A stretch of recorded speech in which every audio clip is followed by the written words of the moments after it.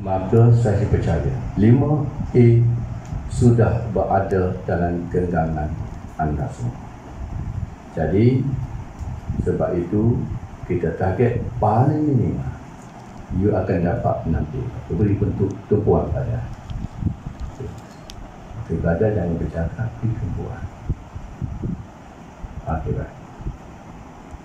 Oleh demikian, yang sebenarnya kalau kita lihat pelajar-pelajar yang berada dalam Dewan pada hari ini adalah pelajar yang dipilih oleh Allah SWT. Cuma Allah pilih tapi melalui pemilihan oleh cikgu, Cik Norma dan guru kanan sains matematik dan guru-guru SPM.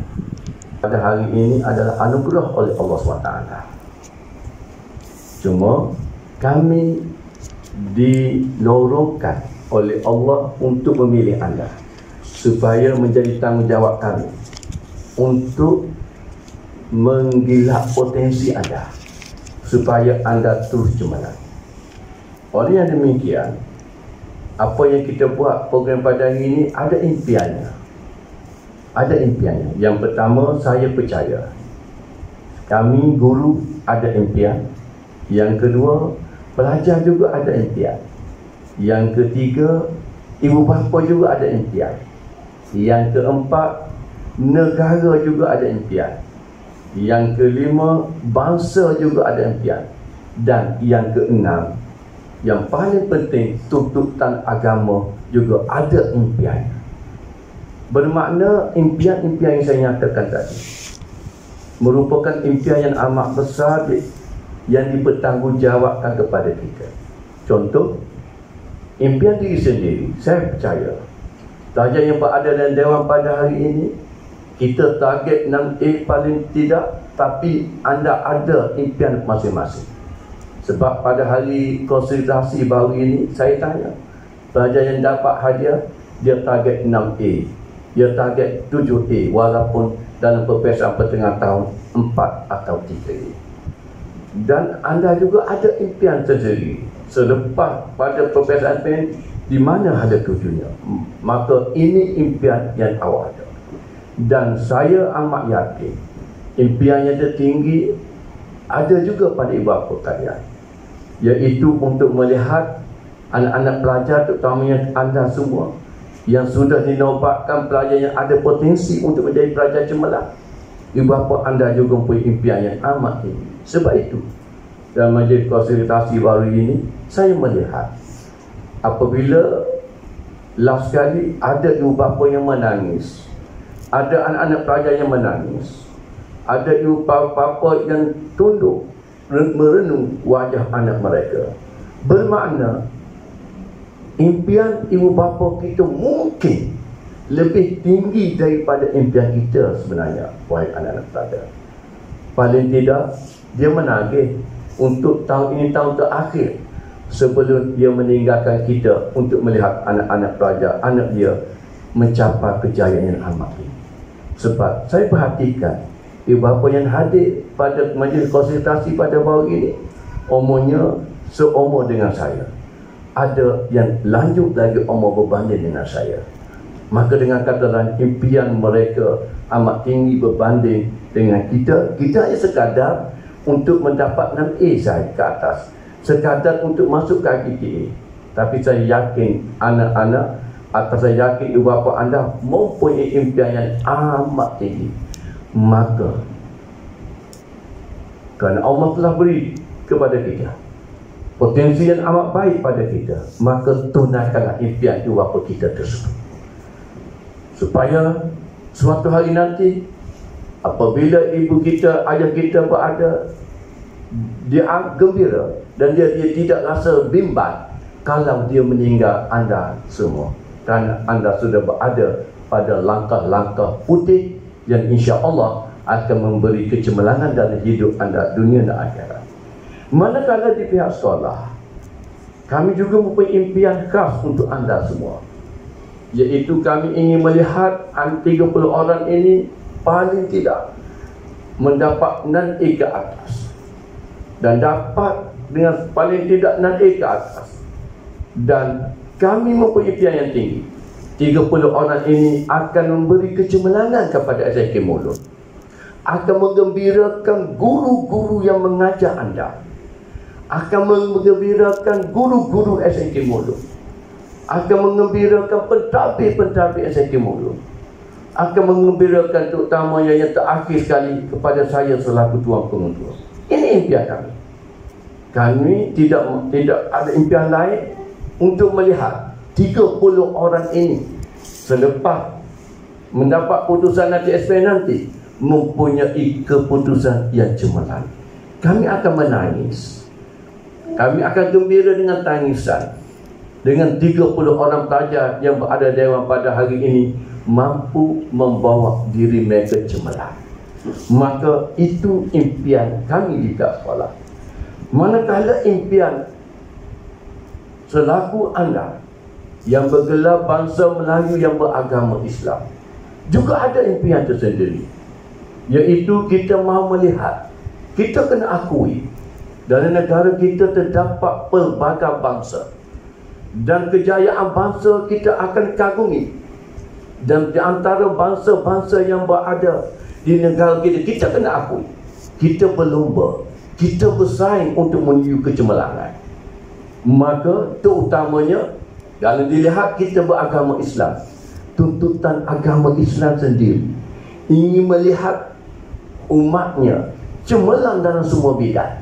Hari ini kita berbicara 30 orang pelajar SIK Mulud, iaitu yang menjadi tuntutan agama Islam, supaya 30 orang ini mengerak langkah memberi kecemerlangan di atas naungan bangsa Melayu yang beragama Islam. Kita tak mahu suatu hari nanti kita sebagai beragama Islam bangsa Melayu, tapi kita bodoh dalam akademik, kita ketinggalan dalam akademik, kita tak mampu bersaing dengan bangsa-bangsa lain. Maka ini maruah bangsa akan tercabar. Maka 30 orang pada hari ini akan membawa maruah bangsa Melayu yang berada SIK Mulud untuk bersama-sama dengan bangsa lain di Malaysia ini nanti. Maka ini kita kena akui. Bukan maksud saya bercakap berkaitan dengan perkauman, tetapi hasrat bangsa perlu kita junjung bersama. Betul, kita bangsa Malaysia dan kita mewakili bangsa Melayu dalam bangsa Malaysia menjadi pelajar yang cemerlang. Biar 30 orang yang berada dalam bilik ini mewakili bangsa Melayu dalam bangsa Malaysia untuk menjadi pelajar yang cemerlang. Dan yang terakhir, iaitu impian negara. Apabila 30 orang ini menjadi pelajar yang cemerlang, maka sudah pasti dia akan memberi aset yang amat berguna pada negara suatu hari nanti. Dia akan memberi aset yang berguna pada negara dalam pembangunan negara nanti. Sebab pemimpin-pemimpin sekarang, pakar-pakar yang ada sekarang, umurnya sudah lanjut. Maka ini akan diganti oleh kalian semua. Mungkin 30 orang di sini dan juga di sekolah-sekolah lain dicampurnya. Maka akan ada intan-intan yang terpilih untuk berada di tapuk-tapuk tempat tersebut yang menjadi aset yang amat penting dan berguna pada negara. Jadi semua ini Allah telah beri kepada anda semua untuk sama-sama kita menggilak potensi masing-masing. Pelajar, gilak potensi pelajar. Sekolah, bantu untuk perkembangkan potensi kecemerlangan akademik anda nanti, supaya sama-sama dengan kolaboratif ini akan menghasilkan pelajar yang cemerlang dunia dan akhirat, 30 orang daripada pelajar SIK Mulud.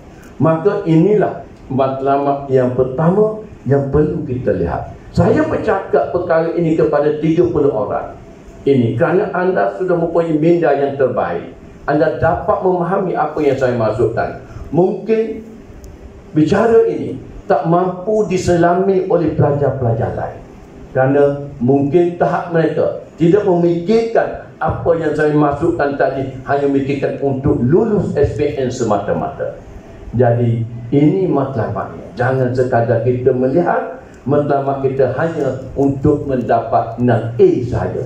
Rupa-rupanya Allah bagi aku potensi yang baik kerana ada impian-impian tertentu, ada tanggungjawab tertentu yang perlu kita tunaikan bersama. Tapi walau bagaimanapun, wahai anak-anak pelajar, kita jangan takut dengan program ini. Jangan dijadikan bebanan pada program ini. Takut apabila dijadikan pelajar VIP, target VIP, memberi tekanan kepada kita. Jangan. Kita akan cuba. Dan kuasa Allah yang menentukan kita yang nanti. Dengan pertolongan Allah yang akan menentukan kita nanti. Kalau tak mampu, tidak berjaya, mungkin sudah ada aturan Allah yang lebih tepat daripada yang kita rancangkan nanti. Jadi jangan anggap benda ini satu bebanan. Sebenarnya, benda ini hanya untuk membimbing anda semua. Dan kami tidak akan beri tekanan kepada anda. Kami tidak akan menekan untuk anda mencapai, menyebabkan satu emosi anda yang akan terganggu suatu hari nanti. Anggaplah ini satu program yang biasa, cuma program ini khas untuk 30 orang pelajar SMK Murid. Baik. Kita tak mahu lepas pada ini ada pelajar yang murung, yang takut, yang gelisah, yang rimas dengan program dan tanggungjawab ini. Jangan. Kerana semua orang ada tanggungjawab dan impian masing-masing. Baik.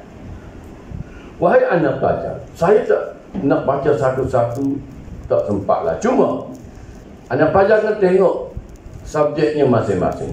Dah ada pencapaian pelajar ini? Saya tak bagi kepada semua pelajar lah. Okey, baik. Sepatutnya bagilah. Baik. Contoh, lepas ini cek balik. Kalau pelajar dalam peperiksaan pertengahan tahun baru ini, yang A, alhamdulillah. Yang dapat A, kekalkan A. Kekalkan A tadi untuk peperiksaan percubaan nanti. Yang dapat B, dalam peperiksaan pertengahan tahun, wahai anak pelajar, catat, lihat balik. Katakanlah subjek kimia dapat B, di mana kita silap? Mengapa kita tidak boleh A? Yang cara kita semak kembali tadi, pertama, dalam peperiksaan pertengahan tahun, tengok tajuk mana yang kita salah. Tak kira apa subjek sekalipun. Saya percaya yang dapat B, dalam peperiksaan pertengahan tahun baru ini, hanya beberapa tajuk yang anda buat silap dan berlaku kesalahan. Cek balik tajuk tersebut, wahai anak pelajar. Dan mesti kuasai semula tajuk tersebut. Bagaimana nak kuasai tajuk tersebut kembali? Maka dengan melihat soalan-soalan tahun-tahun sudah, atau modul soalan yang berkaitan dengan tajuk tersebut, dan ulangkanlah tajuk untuk lakukan tajuk. Dan di samping cari guru, tanya cikgu, mengapa saya silap tajuk ini? Di mana kesilapan saya? Supaya cikgu bimbing anda. Saya minta cikgu semua subjek yang terlibat dengan pelajar ini pada hari ini bertanggungjawab untuk membimbing kembali apabila pelajar tadi bertanya pada cikgu tadi. Saya akan pastikan cikgu akan bimbing anda kembali. Dulu saya pemalu. Memang tak ada sains. Duduk sorang, lihat pun sorang. Masuk ke gendong tu, tak ada lah pandang sangat. Boleh kan macam nak kalau sekolah depan tu macam nombor belakang kali gitu.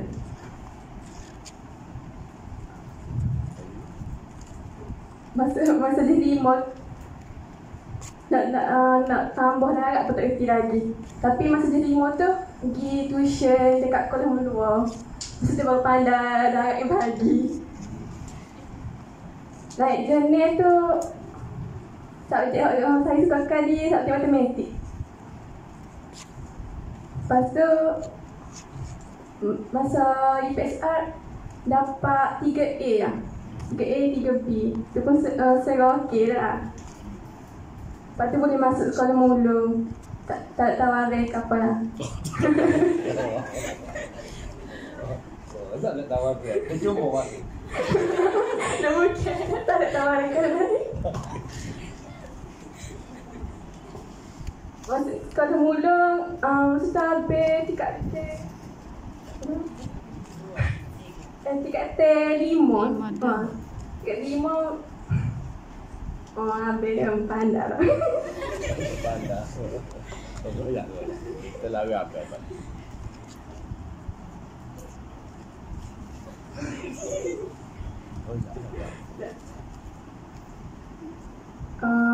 Masa tu kakak pun baru mari sekolah ni. Ya asal mula sains.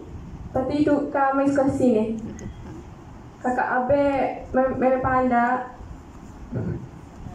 Pandai asal. Kita yang tak apa nak pandai. Lepas tu saya kata sabar lah sebab semua dia kena banding. Okey. Dia pun pandai jadi untuk naikkan semangat kita. Lepas tu dia motivasi dah betul. Semua cek usaha dah juga kadang-kadang baca. Kadang-kadang je. Kadang usaha. Kalau kadang-kadang setahun ni kali buat promo kak 13A lah. Dia usaha kadang-kadang. Boleh setahun ni dah ni. Kalau usaha semua kak kalau habis dia. Lepas tu nak tiga tempat tu mula macam tak boleh sangat lah macam susah buat sikit kimia ke apa gitu kan. Lepas tu PKP belajar pun kena tidur. Belajar boleh tidur. Tidur. Betul ke Cik Omar? Betul. Betul. Lagi? Lepas tu naik tingkat terima tu ada biasa akhir tahun tiga tempat. Okey. Masa tu dah baca. Lepas tu Pasal apa boleh nak lah ni? Gapo hak Hani buat? Apa ni bang? Sains cikgu ngajar tu fokus macam tulis macam kalau cikgu ayat macam kakak dia tu kat dalam buku teks tak ada. Kita kena tulis. Macam kat tepi gitu. Lepas tu soalan hok masuk PSO. Kadang-kadang tu kalau buku teks tu memang tak ada. Lepas tu kalau nak PSO tu baca tu tidur kadang-kadang macam 4 jam 5 jam tu bangun pukul 4:30 yang kita ada. Terima kasih. Kepada Hani, itu calon terbaik perusahaan pertengahan tahun. Saya nampak ada 2 ilmu di sini. 3. 1, dia sedar dia lemah pada peringkat awal. Darjah 5 tak tahu mendarat, tapi dia berusaha. Dan dia lemah juga, dia tahu dia lemah berbanding dengan abang dia dan kakak dia. Tapi dia ada impian untuk sehebat abang dan kakak dia. Maka dia berusaha. Baik, 1. Yang kedua, perkongsian tadi, iaitu masa belajar. Tengok, orang lain kena ambil. Dia kata semasa cikgu mengajar, tak ada dalam buku teks dia catat. Betul. Sebab buku teks hanya diberi dalam bentuk fakta yang terhad. Saya ulang sekali lagi, buku teks diberi fakta yang terhad dan dia tak mampu untuk menjelaskan kesemuanya. Jadi tak ada tu cikgu tambah. Daripada cikgu akan lihat beberapa buku ditambah semasa perbincangan.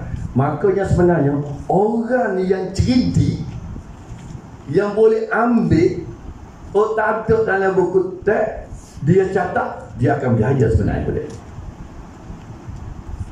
Dia akan berjaya. 2. Faham? Dia akan berjaya. Yang ketiga tadi, Dari segi sekarang dia kata, sebab dia ada impian. Impian tadi nak mengalahkan abang dia. Paling tidak sama dengan kehebatan abang dan kakak dia. Maka apabila dia ada impian, dia berusaha. Dia boleh usaha yang ketiga tadi. Hakkan waktu tidur tadi, walaupun mungkin ada impaknya.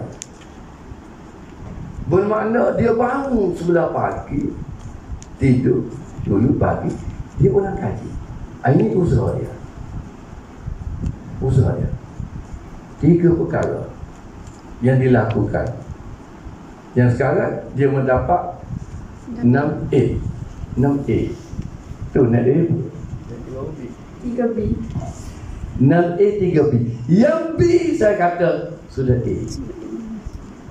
Jadi mungkin yang lain pun ada strateginya, tapi ini purpose. Terima kasih.